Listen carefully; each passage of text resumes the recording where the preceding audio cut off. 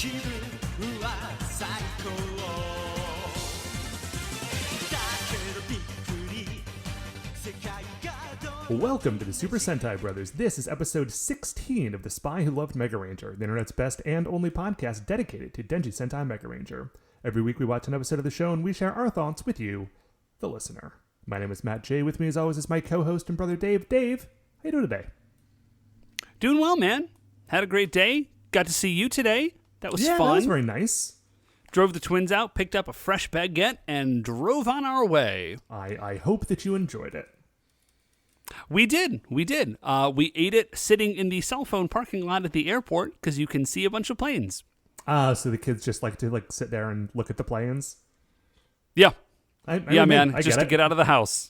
It's cool. Yeah. Sometimes you see a plane landing, or sometimes you see one taking off. Mostly they just sit there. Sure. Although it actually is, this is a total side note, it is very interesting because when you park at the cell phone lot, like it's across the street and like a big fence from the plane parking lot, right? Like this is, like if they're not in the air, they've got to be someplace. And it is interesting because as we have been going once a week or twice a week sometimes over the course of the last few months, I am seeing fewer planes. Like there are like more because like when it first started, like it was packed full. There was not space for more planes because like nobody was flying, and now things are It's disappointing because nobody should be flying still because we're still in the middle of a deadly global pandemic, y'all. But people are, and there's fewer planes there. So that's not fun, but it is true. Cool. Yep, that's how I like. That's how I like to start off the show, man. That's how I like to start off our comedy podcast. Oh man, you absolutely love it. And you know what else you love, Dave? I feel like I knocked it out of the park. Thanks. Is episode 15, or 16 rather, of Denji Sentai Megaranger. It is called Very Bad, Will We Die? Yeah, it's a raw episode, folks. Strap in, dudes. But we will get to that in a minute. Because first, Dave, as always, we have our officially award-winning opening segment. Dave, shining in the heavens, there are 5 stars. What is our first star of the week? Man, our first star of the week is, as it always has been, Isolation Update. Isolation Update.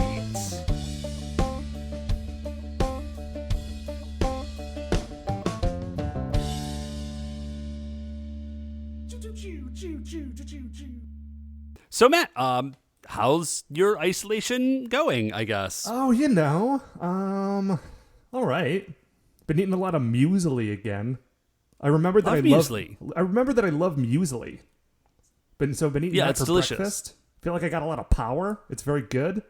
It's an extremely healthy breakfast. Now, are you an overnight soak sort of dude? I'm not doing an overnight soak, but I do mix it in with yogurt and blueberries, actually, before I eat it. Oh, I dig that. We do it with steel cut oats as opposed to rolled oats. Mm-hmm. I like the final texture more. It's not as gummy. Well, you know what I've been getting into is Bob's. Was it Bob's Red Mill? Love Bob. Love Bob's Red Mill products. Also, just love Bob. Bob's a solid dude, man. Bob is a solid dude. And by solid, did you know this thing by about solid him? Dude, I mean he is interested in solidarity. And when I say he's interested in solidarity, Dave, I mean forever. Yeah, dude. So I assume you know this thing about when he retired, right? Yeah, dude, if you did not know this, by the way, so first of all, Bob's Red Mill is an employee-owned company, but like Bob himself, CEO, was like the majority owner. And when he retired, he just gave the company to the rest of the employees. It was amazing. It was a real, Bob rules. Again, real solid dude, and also great products. Yeah, but they do specifically, they've got a European-style muesli, which is great because back when our parents lived in Sweden, whenever they would come home, they would bring me a bag of like Swedish muesli that I really loved that I have not been able to sort of replace until I discovered that Bob's Red Mill basically makes that exact same product. Wow. So yeah, huge deal in the Matt J household. How's your isolation going? Yeah, that's excellent. It's going well. We are. I've been doing rice pudding. I'll do rice pudding on Fridays, Ooh. and then we'll have it for breakfast on Saturdays. Yeah, and here's the deal. Since the twins have trouble with dairy, I do it with like half milk and half almond milk, and I use brown rice, and then I sweeten it with honey, and it's basically like it tastes like dessert, but it's basically healthy. It's like brown rice and almond milk and honey. Yeah. Like, it's very healthy. I do put a little heavy cream on it. Not a ton, just a little bit. But it's very healthy, and it's a great breakfast, and I love it. So, I don't know. Isolation's going okay, Matt. School year's starting up pretty soon. I still don't know what it's going to look like. I know I've got a job, which is awesome. Yeah. Huge. That's huge. It is. It's real huge. Listen, you know, like I know that a lot of people are in a tough spot. I'm very lucky that my job has continued kind of unabated. So that's awesome. Workout, like I just feel like I'm talking about a million things I've talked about. Workouts are going well. I had an idea because you can't get weights. I think we've talked about this, right? Yeah. Like you cannot get dumbbells for like love or money. Well, you can't get them for money, just like 10 times as much money as you would want to pay. But I said, you know what you can get is PVC pipe and cement. You're just gonna make So I your have own an weights. idea. Yeah, I'm just gonna like pack some PVC pipes with cement. I want to make my own weights. It's good. I haven't done it yet, pack but I them had with the idea and I cement. felt real good. That makes more sense than what I was thinking, which is that you would like use the PVC as a handle and then like have cement dried on either side of it. Well, that seems like an extremely bad idea. No, I was just gonna fill the PVC with cement. So, anyways, that's my isolation update, man. I take a lot of walks. I take the twins on a lot of walks. Nice. Like long walks. Love a It's long good. walk. They dig it. I've been doing a Love a lot of long walk. late night walks. You know I love a That's late not night really. walk. Yeah, that doesn't work for me as well. I mean like an 11:30 walk. That definitely does. I'm in bed. Oh, it's by so good. 11:30. 11:30, walk up to the lake, look at the skyline. Cleveland doesn't I have can dig it. Cleveland doesn't have much of a skyline, but when it's nighttime and you're seeing it like reflected on the lake, choice. It is. It's the reflection that does it. Yeah. Anyway, Dave, what is our second star of the week? So, Matt, our second star of the week is. I'm really digging how much this is a second star of the week. Matt, it's Bun Vulcan.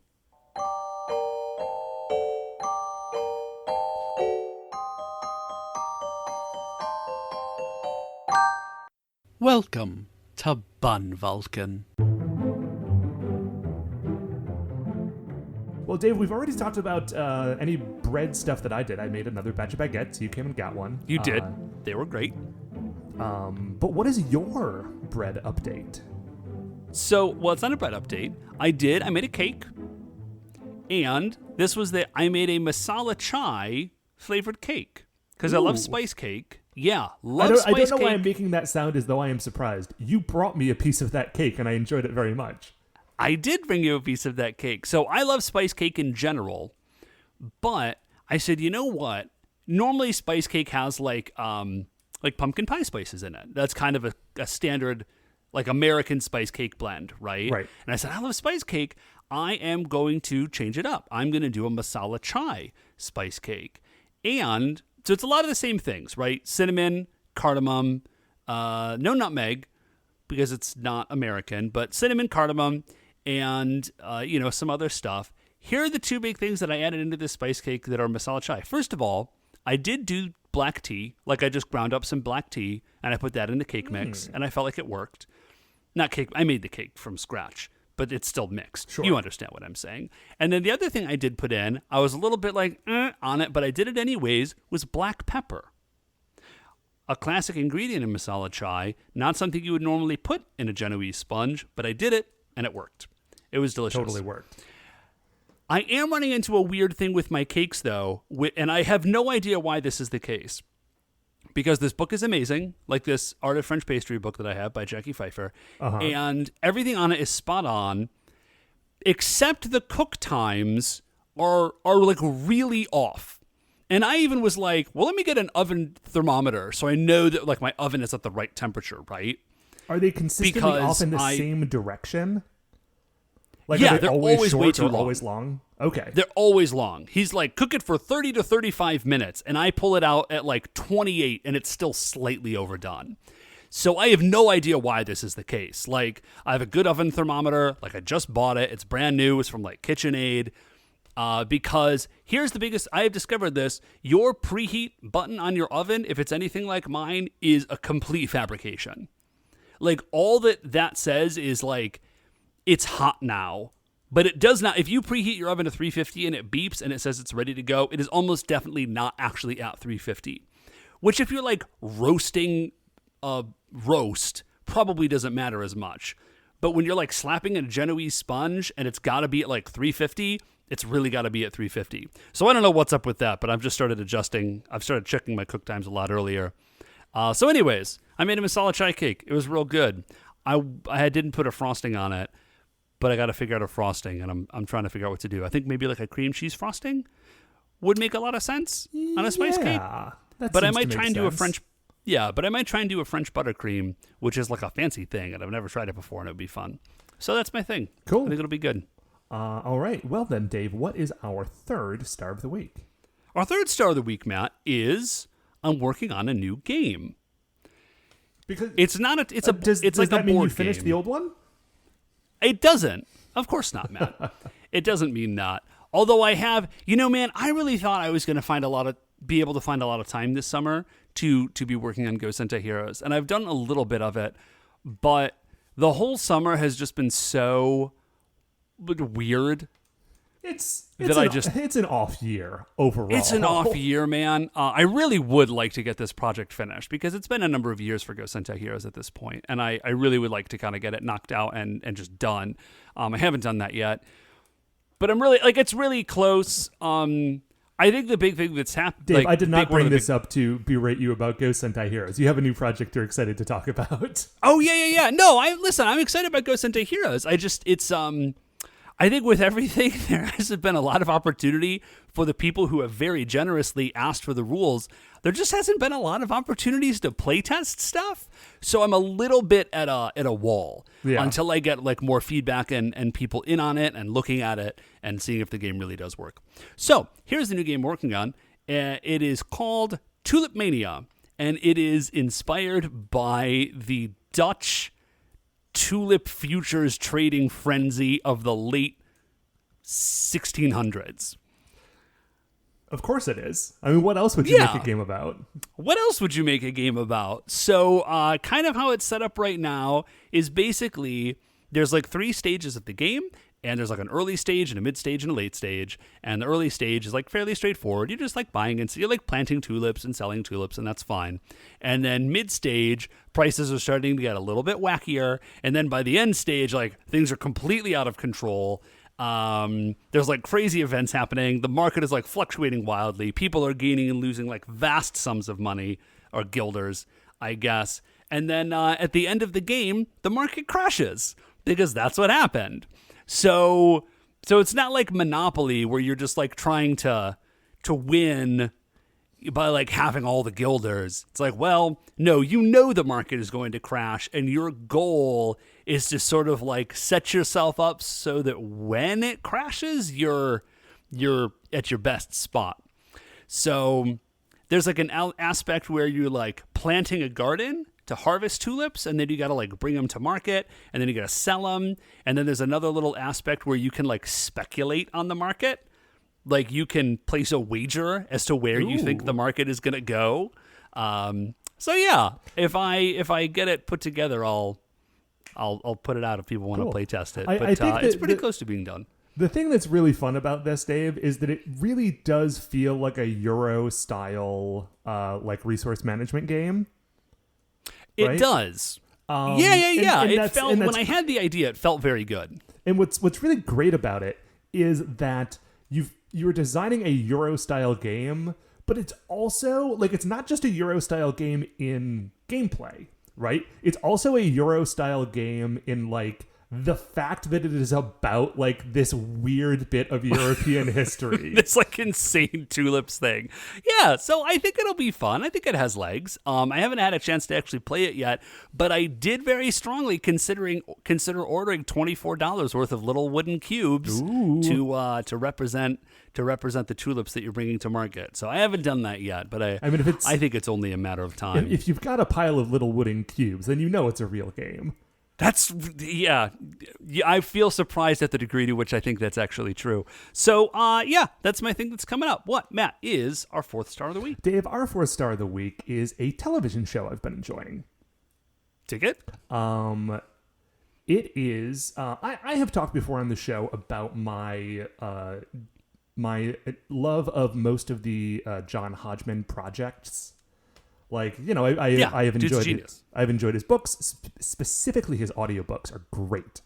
Like if you have not read his books, I kind of recommend them, but I definitely recommend the audiobooks. He does a great job with them, especially the early ones.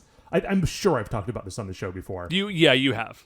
Okay, I'm not going to go on to all that again. Anyway, this is a new John Hodgman show, but it is also a new David Reese show, which is extra exciting because David Reese was the guy who made the show Going Deep with David Reese, which is another one of like the great shows that I really loved.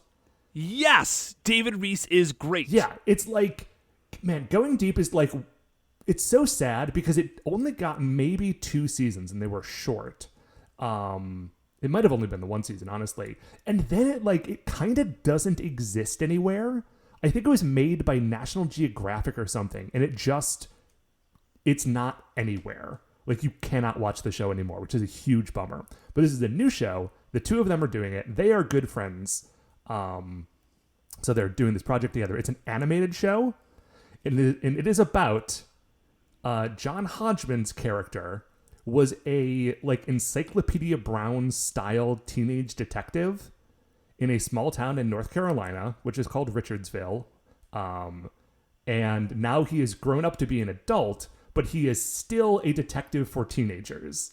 Like, he just never got adult clients and just still like hangs around. He just like hangs around the high school with David Reese's character, who was like his high school bully, but now they're like they're like the only people who like, they're just like each other's only friends basically, but have a fun relationship. John Hodgman's character is named John Hunchman, which is wonderful because he's a detective. Anyway, they're like very short episodes. It's an animated show.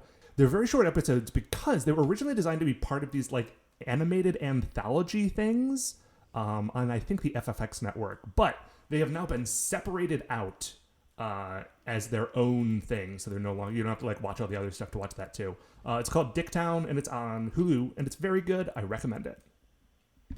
Matt, I think I have some good news for you because it was on National Geographic, which makes me feel like maybe it's on Disney Plus. Ah, man, I feel like I've checked that because they do have National Geographic stuff on Disney Plus, but they don't have all of National Geographic on Disney Plus, which is a tremendous Anyways, it's also bummer. You can buy it on YouTube. Oh, well, maybe I'll just like it does not appear to be on a service you're already paying for, but like if there was a particular episode you wanted to watch or whatever, there is you can purchase it. Anyways, Matt, what is our 5th and final star of the week? Dave, our 5th and final star of the week is this. You know, we've been doing this show. Is very now exciting. We've been doing this show for we're like, you know, we're in our 6th season, but we have been doing the show for 6 full calendar years at this point. Yeah. Uh-huh. And, you know, on a long enough timeline, there are milestones that make a podcast a real podcast. And I think when we hit 100 episodes, that felt very real. I feel like there are 3 main milestones. There is the time someone makes fan art for your show. That's huge. We did get fan art a couple of years ago. I think during the Kaku Ranger season, Joe Hunter drew a picture of us that was very cool. Oh, I thought you were talking about the those Three Stooges perler bead things that Alex sent us. Oh no, those were also very cool. I guess those aren't actually fan art in that they're not of us, but they are cool art. They are art from a fan. From a fan, so they are in that sense fan art. Yeah. Anyway, so there's fan art. That's number 1. Number 2 is a guest appearance from Paul F. Tompkins. Bit of a long shot. We probably. I don't know when we're gonna get that. But you know, I feel confident we'll get there someday. Yeah. Have we reached out to Paul? I mean, I don't think so. I don't have a way to really get in touch with his people, but I don't know. The state of the internet being what it is, we're probably not that far away from like 6 degrees of Kevin Baconing our way to him. Anyway, But the third milestone, Dave, is one that we have just gotten, and that is this. Dave, we got a sponsor. Hey! 6 years in. Time to change things up, guys. So we have a sponsor this week, and we are very excited about it because it's a thing that we want to see in real life. Yes. Okay. Yeah, we are very excited about this. This week's episode of the Super Sentai Brothers is brought to you by Glam Metal Monster Hunter. Glam Metal Monster Hunter is the rules-light tabletop game of Neon Knight and Denim Demons, battling for supremacy in the Satanic Panic 80s. It's on Kickstarter until the end of the month, so grab your battle vest and your air guitar and get ready for some glam metal monster mayhem. Become the Kickstarter backer and score yourself a zine, cassette, or a shirt. Check out the link in the show notes or search Glam Metal Monster Hunter on Kickstarter or YouTube. Now, Dave, have you had the opportunity to check out Glam Metal Monster Hunter on Kickstarter or YouTube? No, I have not. I just found out about this a little bit ago when you told me about it. I am looking at the Kickstarter now, and it looks extremely good. Okay, here is the thing that you need to know about Glam Metal Monster Hunter, is that on the Kickstarter page, it shows you a picture of a character sheet, like a sample character sheet, right? Yes. The name of the game is Glam Metal Monster Hunter. And the 4 stats that your character has are as follows. 1, glam. 2, metal. 3, monster. And 4, hunter. And I feel like if that is not enough to get you interested in at least throwing down $10 on the Kickstarter to get the PDF when it's released, then I don't know why you're listening to our show, because I feel like you and I do not have the same sort of values. Yeah, now here is the one.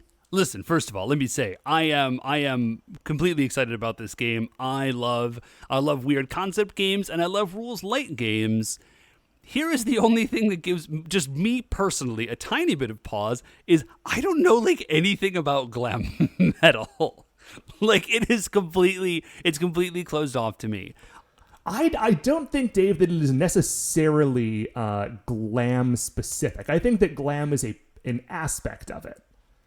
Okay, dig it. Like, listen, your know monster character hunting can have 1 point in glam and 3 or 4 points in metal.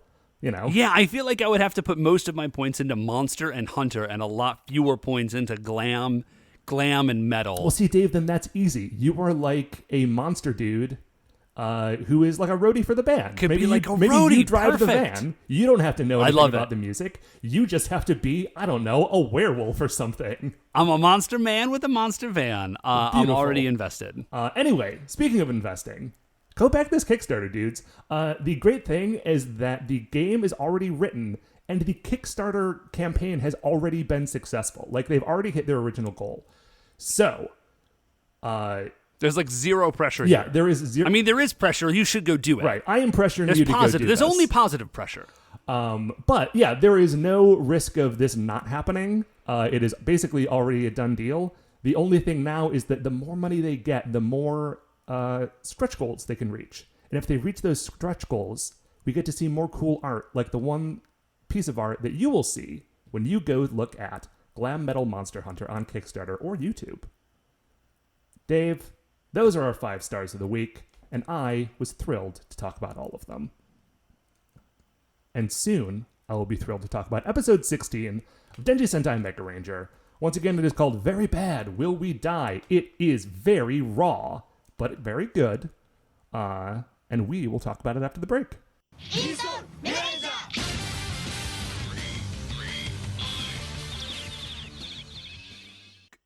Okay, we're back. We have watched episode 16 of Denji Sentai Megaranger. Dave, before the break, I neglected to say who wrote this episode of the show. Oh, yeah. And I would like to do that now, Dave, because the person who wrote this show is Yasuko Kobayashi. Now, the reason I wanted to bring this up is because it is a name that I was not otherwise familiar. I had not seen, at least recently. Yeah, it doesn't sound super familiar. But I looked her up on the Ranger Wiki, and Dave, she is like super prolific. No kidding. She is Okay. She is the first female head writer of a Sentai series. Cool. She was the main writer on, at least, this is all sourced to Ranger Wiki, so if I'm wrong, yell at them. She was the head... Ranger. I feel like Ranger Wiki's unlikely to be wrong about this sort of thing. Dave, I agree with you, but on the off chance that they are, I desperately don't want to get yelled at by somebody. Yeah, for sure. That's definitely Anyway, true. she was the head writer of Gingaman, Time Ranger, Kamen Rider Ryuki. She was the head writer on Pretty Guardian Sailor Moon, which is not the original season of Sailor Moon. It's like the third season of Sailor Moon. She was she was the head writer on Shinkenger. Dude, yeah, she's great. Shinkenger slaps. Okay. Shinkenger is like the one of the like more recent series that I've watched all the way through, although now it's like 10 years old. I've said it before, and I will say it again. Shinkenger is like the one modern season I would love to do someday. Kamen Rider Triple O, Go Busters. She was the main writer on the one with the trains, Tokyo, which I can never know how to pronounce. Oh wow! She's written a bunch of anime. She's written for Pretty Guardian Sailor Moon is not the anime Sailor Moon. That's the live action Sailor Moon show. Oh, right on. Well, dude, I mean, but she this also like episode she's like a banger. She's a big like, writer it's for real good. So JoJo's Bizarre Adventure, Attack on Titan. Anyway, she's written a ton of stuff. So I will definitely keep an eye out for her in the future because this was great. This was very good, Dave. That's a heck of a pedigree, man. So, the episode, speaking of the episode, Matt, episode starts off. They are getting out of their club. They are, Michiko and Kenta are trying to eat some takoyaki because they're like, oh, we're so hungry. We did so much work. And everyone's like, you didn't do any work. It's just some like generic after school stuff. Everything is cool and fine until it's generic. It's generic after school stuff, Dave. But there were two things specifically I want to point out because I thought of them as the episode went on. First of all, the lighting in this scene is weird because what you realize is that like it is sunset right now, right? So like it is visually showing you what time of day it is in a way that we don't normally get. Also, when we do, it's just normally daytime. Well, sure, yeah, so. but like in a sort of, like it being sunset is like a specific time of day as opposed to it just being night or day, right? Right. And also, when Kenta is being chewed out for not helping with the club activities, which honestly, I don't know what they're expecting him to do. Kenta's not good at computer stuff. He's like only in the club because he has to be in the room with those two guys so that if Dr. Kubota calls, like, they all go off and do adventures. Anyway, but Kenta's like, don't worry about it. There's always tomorrow. We'll just do it tomorrow. We're fine. Okay. Then weird, like, glitter dust starts falling on them. Yeah, and it looks at first like there's just some bird. It's like a flying thing, and it's spreading glitter all over the place, which, if I'm being honest, that's a monstrous... the plan could have ended there. Right, just It's glitter. a monster that flies around and just dive bombs glitter all over the world, and then there's glitter everywhere, and life sucks. But it's not. That's not the plan. So, like, they attack. It's a very quick fight. Yeah, it's a moth monster. It's poison moth Nesseray, which is terrible because I hate moths. And I don't like looking at them. I also hate moths. And I don't... Here's my theory, is that they fly very erratically. And also, moths are normally out when it's dark. So, like, you're just chilling, and then all of a sudden, there's just, like, a moth in your face. Anything that's... anything that's hairy, that flies, that, like, might in any moment just bump into your face is not a good animal.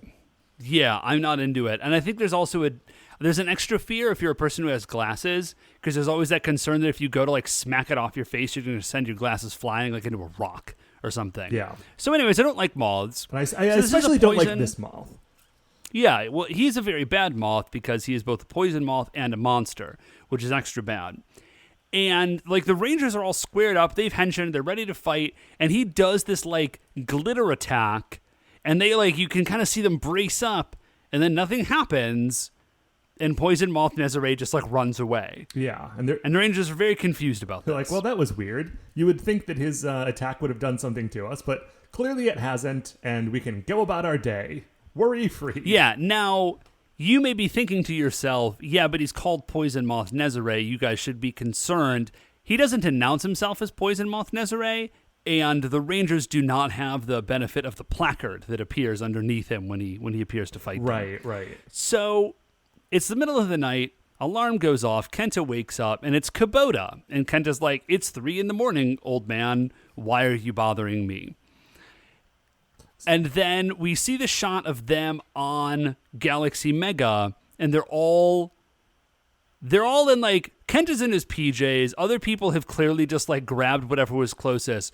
Koichiro is in his full school uniform. Yeah, and Chisato is... My boy. Chisato is wearing pink, and Miku is wearing yellow, because this show sometimes hates us. Yeah, so... Unless they were having a sleepover. By the way, real quickly. And, grabbed each other's clothes on their way out the door suddenly. There is no excuse for this. And maybe that's what happened. Do the Rangers have like a teleporty thing? Can they teleport to Galaxy Mega? I don't think that they can. Because every time we see them... I don't think that they can. Yeah, every time we see them do it, they get on their, cyber sliders. But they do it, basically instantaneously. Those cyber sliders are shockingly fast. Yeah, so I really like the idea that Kenta, went outside, sleepily henshined, hopped on his cyber slider, flew into low Earth orbit, unhenshined, all in his pajamas. Amazing. This is an excellent mental image. Dr. Kubota says, listen, we checked out that powder. Here's the problem. This is why it didn't seem like an attack. It's because the powder is, dun dun dun, poison. You have 24 hours to live, and that was 10 hours ago. So... Right. Then Shun realizes, well, it wasn't just other people who got hit with that stuff. We were there, too. I wonder if we were affected. And Dr. Kubota says, listen, the way you can tell is that this poison will create, a rash on your skin that is in the shape of a moth. So if you have that... This is amazing. If you have that mark... then you know that you are, branded by this poison and will die tomorrow at 6 p.m. Yes. There's a handful of amazing things about this. First, Shun has one that is very clearly visible on his neck. The next is that when he says this, they all immediately look at the spots where these moth marks are. So they clearly already knew about them. Well, 4 out of the 5 of them did. Everybody except Kenta, we'll get to him. They all clearly knew and just were like, we were fighting a moth monster, and now there's this weird moth mark on me. I wonder what's up with that. It's probably nothing. I'm sure it's fine. Kenta is sort of looking around himself. He's like, I don't see a moth mark on me. I must be cool. And then he says, oh no. And then he waits a moment, walks over to the side, pulls his pants forward, looks down, and is like, oh no! So that was a very funny joke. Yes, I suppose. Dude, imagine yourself being 13 or 12 watching this show. Okay, you would have been on the ground. So Dr. Kubota's like, listen, this is very bad because we do not have a cure for this. Right, and Kenta says, that's a hilarious joke. Now please give me the cure. Kubota doubles down. He's like, no, it's a very bad situation. It was very difficult for me to tell you about this, emotionally. 10,000 people got hit by this thing. 10,000 people got hit by this thing and will die tomorrow at 6 p.m. And I don't know how to solve it. And it's a bad day for everyone. Don't stop joking around. I haven't told the public because it would cause a panic, but there is a problem, and we don't know how to deal with it. And Dave, it was at this moment that I was like, oh, this is going to be a very difficult episode for me to watch in 2020.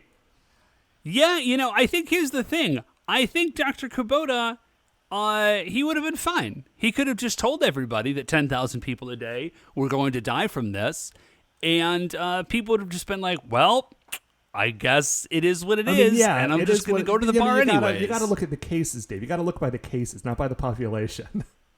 Yeah.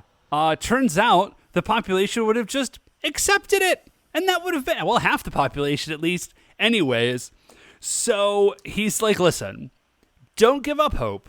We are still researching. There's time. Right. Not a lot, but so there is time. There is some. You guys head back to Earth. I'll get in touch with you.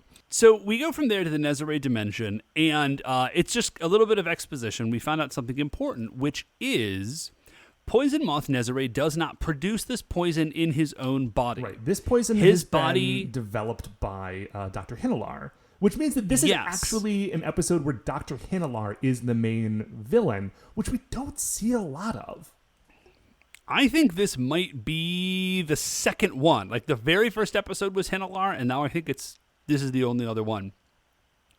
So what Poison Moth Nezare can do is like absorb poison and then like amplify and redistribute it. Mm-hmm. That's kind of his part in this plan. Right. So we go back to the Digital Research Club.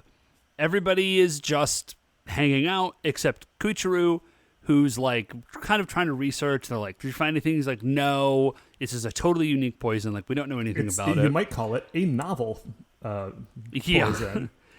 So Shun, Kenta comes back, and Kenta's like, guys, I got the medicine, and everybody is elated. They jump out of, I don't know why they're elated, because everybody knows Kenta's a moron.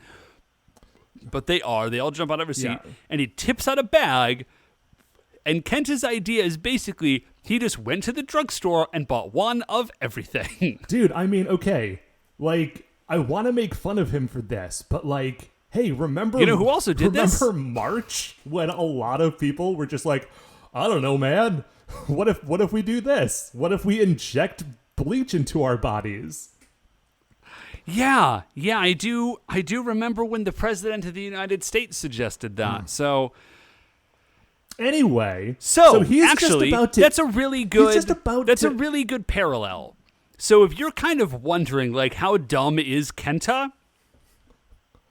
There you go. I don't think he's that dumb because when someone tells him that it's a bad idea, he believes them.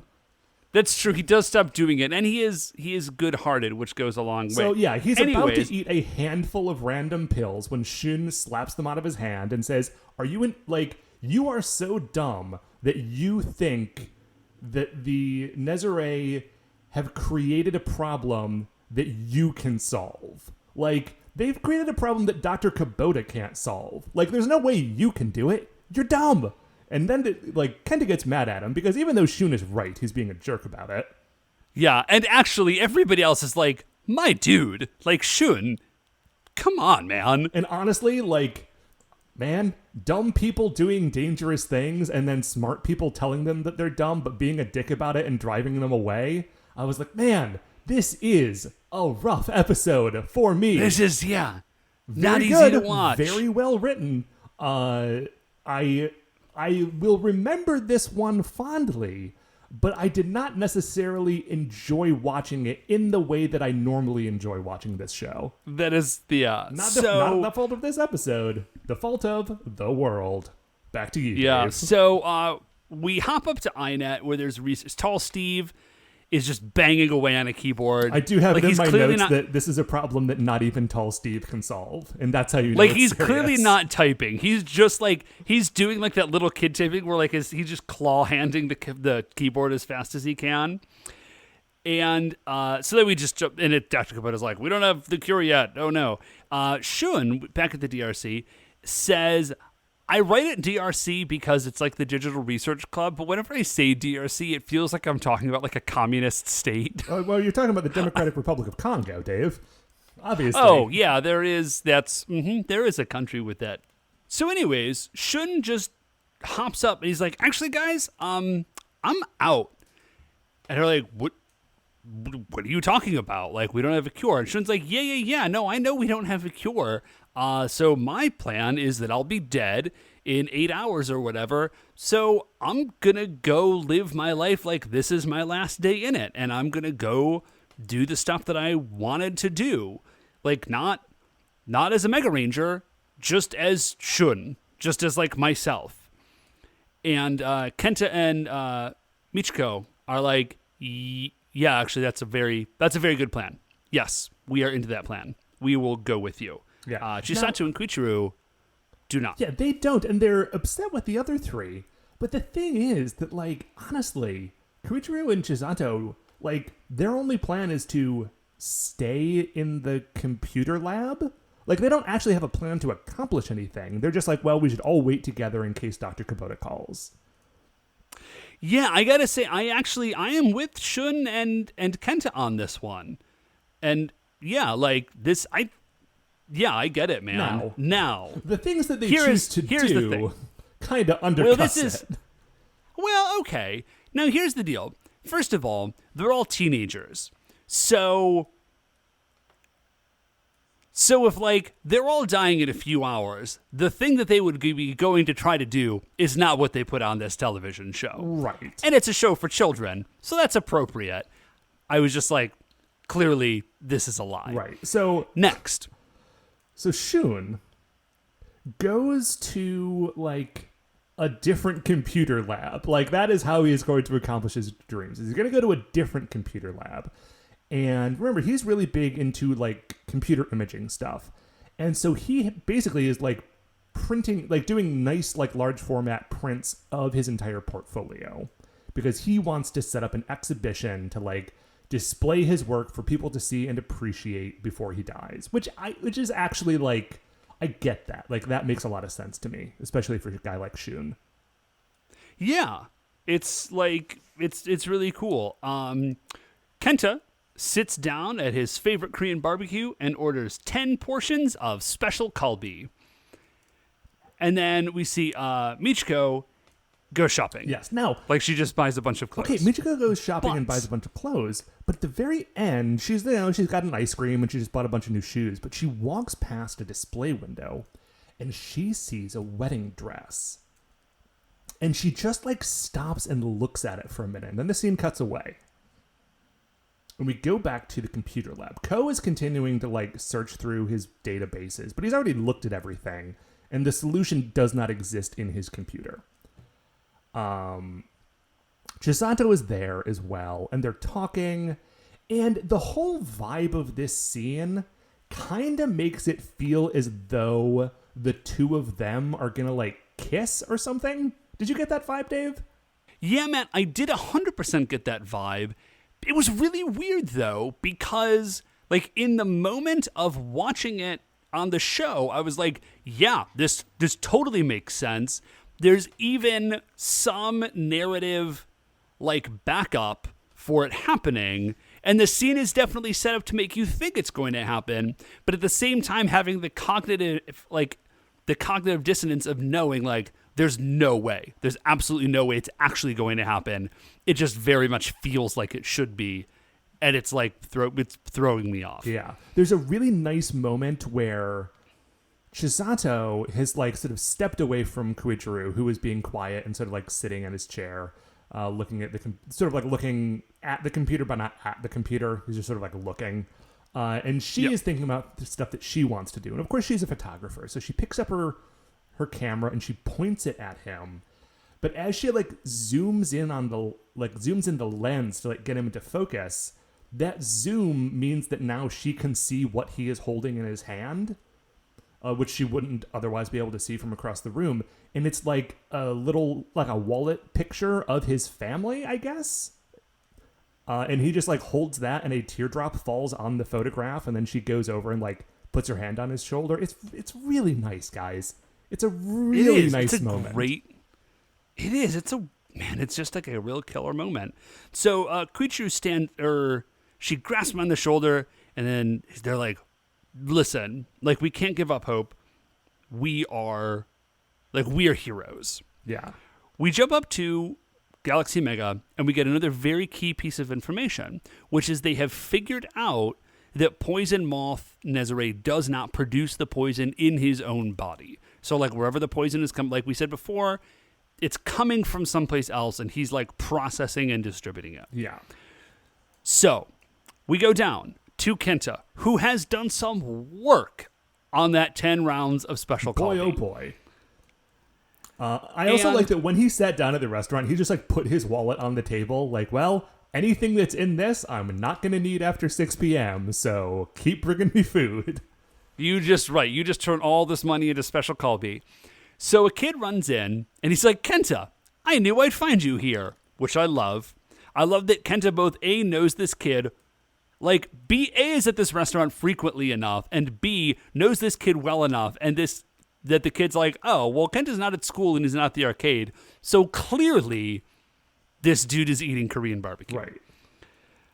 And he's like, listen, Kenta, super exciting news.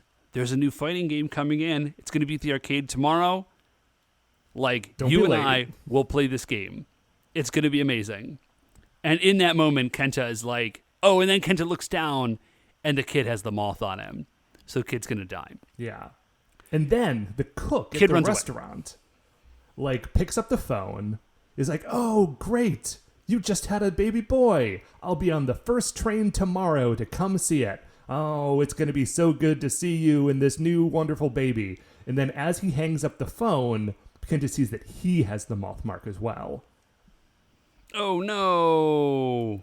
We cut over to Shun, who is, like, setting up his exhibition. But, like, he hasn't had time to, like, book a venue or anything.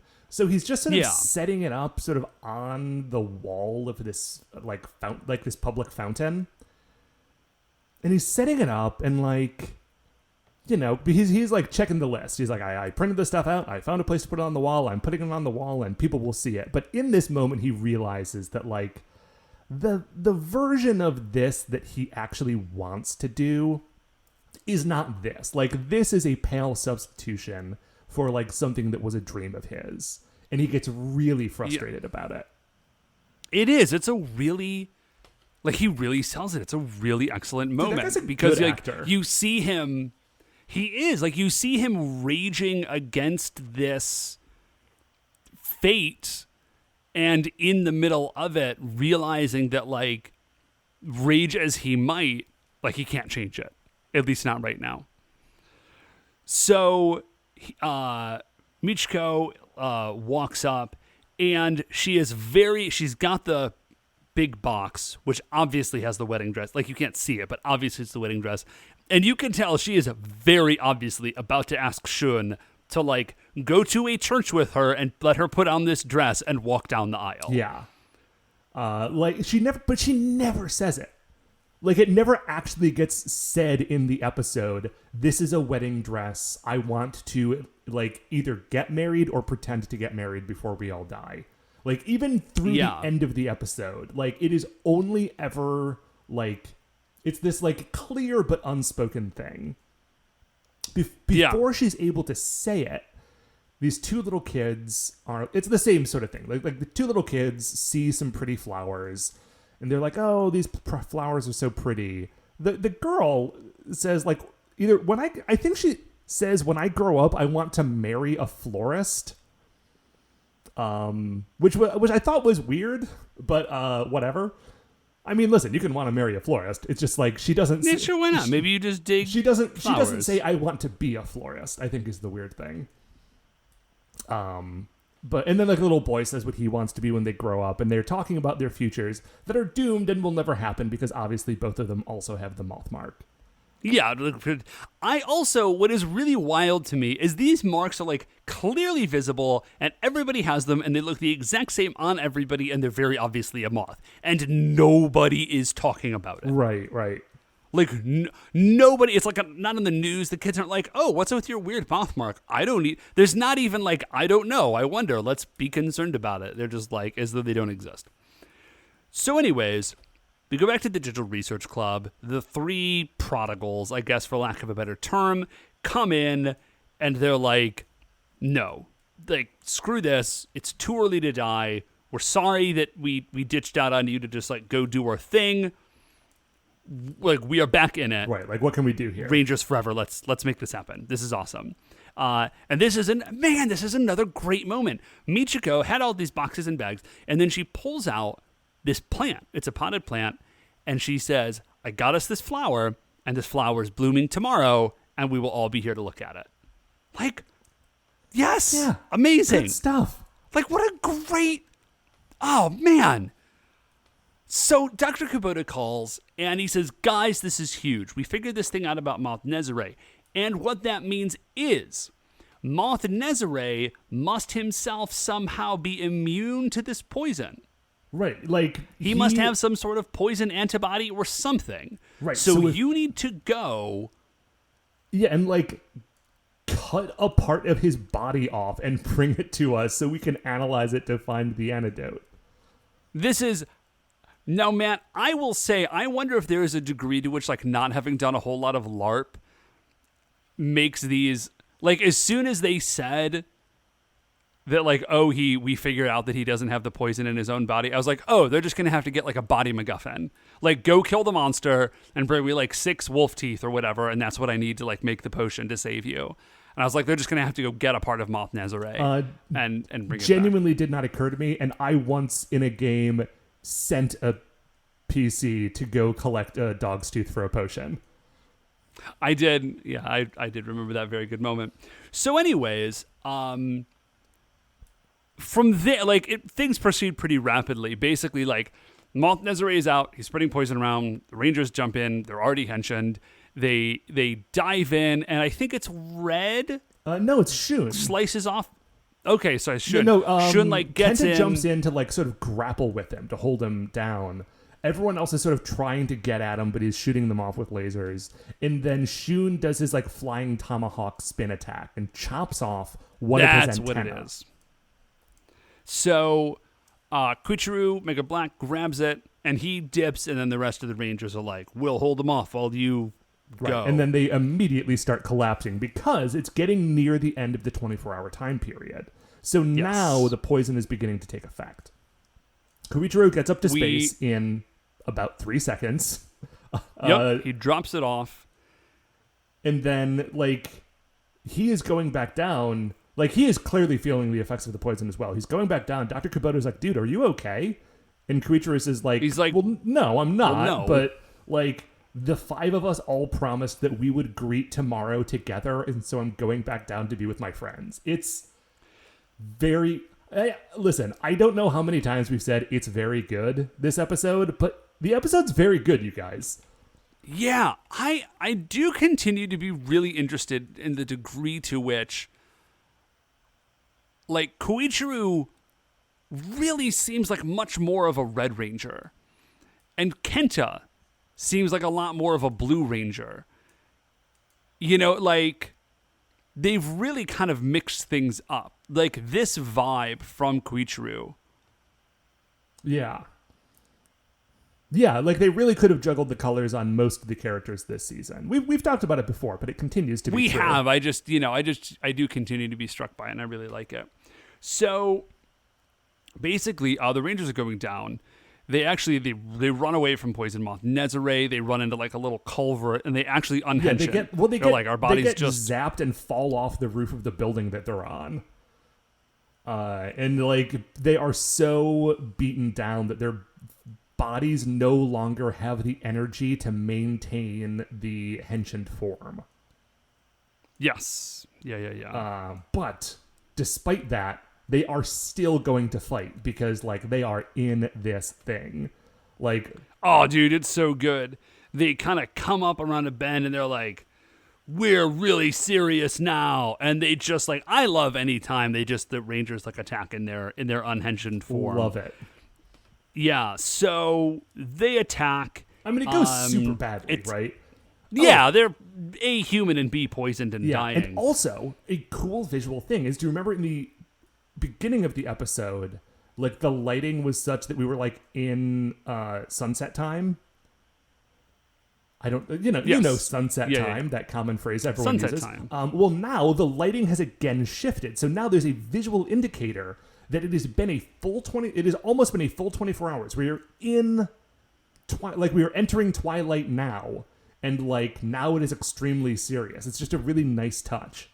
So the Ranger APC arrives at the Digitank. Is that what it's called? The Digitank, yes. Digitank arrives, and the doors pop open, and some backup soldiers jump out, and Dr. Kubota's there, and he's got the antidote. Hooray! Now, they do not address at all how they are delivering this intravenous antidote to the whole rest of the city. Oh, they do, actually. Oh, do they? I missed it, totally. Very briefly. And it's a little bit of a hand wave, but, like, because the poison has started to affect people, like in the evening before 6 o'clock. Like in that hour, they're like, yes, everyone who was affected has gone to the hospital. Send this antidote down to the hospital for us. Nice. I totally missed that. Thank you. So they fight. Moth Nezare goes down. He goes giant. They summon Galaxy Mega. They do a little fight.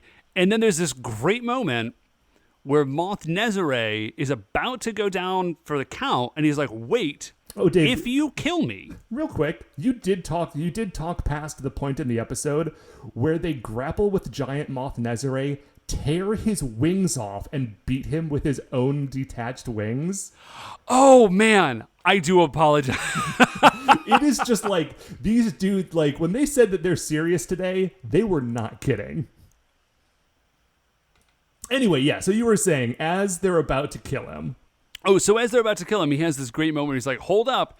If you kill me, like, my body will explode. And this body full of poison right now. This body, gosh, just so much poison. And it's giant poison now. Poison. So you can't do it. And they're like, ooh, dang. And in that moment, he like zaps them. It's really good. It's very good. And then they have the genius thought. They're like, hey, our giant robot is also a spaceship. We're just going to fly this Joker into... Like, if we can't kill him in the city, we're going to fly him to space and kill him there. And they do, and it's so good. Yeah, it was just, man, it was like a killer, it was a very comic booky moment where they just like put this dude in a headlock and blast into orbit. It's rad. Yeah, and then they shoot him with a giant laser gun and he dies. It felt very good to see.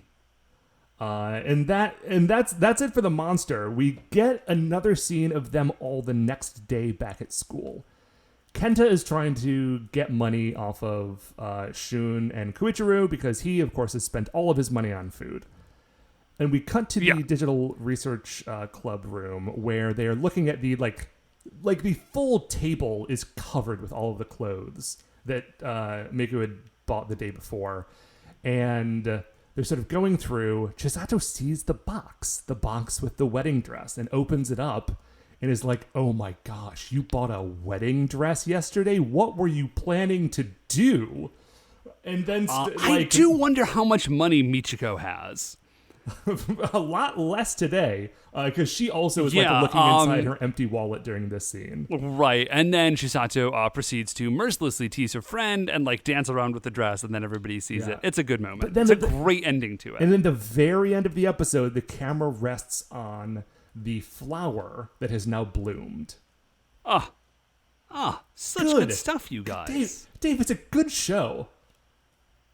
But that episode is over. Of course, our episode is not over, because first we need to determine where Poison Moth Nezare lands in the Creature Royale. Now, as a quick starting spot, Poison Gas Rat is at spot 114. And I feel like Poison Moth Nezare, you know, I was about to say like, oh, Poison Moth Nezare is definitely better than that. And now I'm actually I'm gonna back it up. It's a great episode. And I really like Poison Moth Nezare as like the narrative driver of this episode. But as I look above Poison Gas Rat, immediately we're into like Duke Trump and the Purse Monk and the Four Kings of Heaven. And I don't like Poison Moth Nezare as much as those guys. Man, I don't know. Yeah, great episode. The episode doesn't necessarily really hinge on Poison Moth Nezare as a monster. Although, I mean, and on one hand, that's true. On the other hand, like, Poison Moth Nezare is very important to this episode. You know, like, not only is he the monster they have to defeat, but also, like, they need to, like, harvest his body. Yeah, okay, good point. They fly him back to space to kill him after tearing his wings off. They're like, your wings are gone, but you will fly again one more time to space so we can kill you. Okay, so if we start to look up, man... I mean, I don't know if he goes much... He might go right above Poison Gas Rat. Right above Tofu or Poison Gas Rat is R.R. Ree. Do you remember offhand who R.R. Ree was? You know, man, off the top of my head, I don't. that was one of the big problems with Car Ranger, is that like very rarely did any of the names like help you connect with who these guys were. Oh, R.R. Well, yeah, above him is R.R. is the guy with the magic hammer who, when he hits something with a hammer, it brings it to life. Oh, that actually was a really cool. That was pretty cool. How was Karakasa? Oh, you know what? I think Karakasa was the good Umbrella Monster. It was the second Umbrella Monster, but it was the good one. And I think the first Umbrella Monster sucked. That's why Karakasa's is high on the list. Oh, right. So I'm looking around. As a character, I don't think it's more interesting than like. But as an episode, this is so good. Right. I think. And we do take that into consideration. Yeah. I think I would jump as far up as. I mean, last week was Owl Nezare. Right? Owl Nezare is at number 101. Yeah. Better or worse than Owl Nezare? I think this is better. I think I like as an episode, again, not Moth Nezare himself, but the episode I think is so good. I think I would jump up. I think my ceiling would be Kappa and Rokurokubi. Okay. And I think I might actually go like right underneath them. Well, right underneath Kappa and Rokurokubi is Barakandama, who is really dig. Good. He is, but this episode is better, I think, than the episode that Barakandama is I don't know, man. Barakandama was the episode where the blue O-Ranger got like his own special robot, but it was made out of wood, and then it was evil. Yeah. Okay. So just below Barakandama is Bara Clothes, and I do like this. I think this is a better episode than that. Well, you know, moths often beat clothes, Dave. It's one of the famous things about them. And there it is, number 100. All right. Great job, Poison Moth. Great job. I hate you a lot, but great job. Dave, that is going to do it for another episode of The Spy Who Loved Megaranger. Before we finish up here, I'd like to remind you all that you can email the show at supersentaibrothers@gmail.com. If you want to get any updates on future episodes or check out the things that we're talking about on the show, we're on Twitter at Super Sentai Bros. If you like the show, please remember that shining in the iTunes review section, there are 5 stars. If you want to leave us a rating or review on the podcast catcher of your choice, that would be lovely of you. The Super Sentai Brothers are a production of Retrograde Orbit Radio.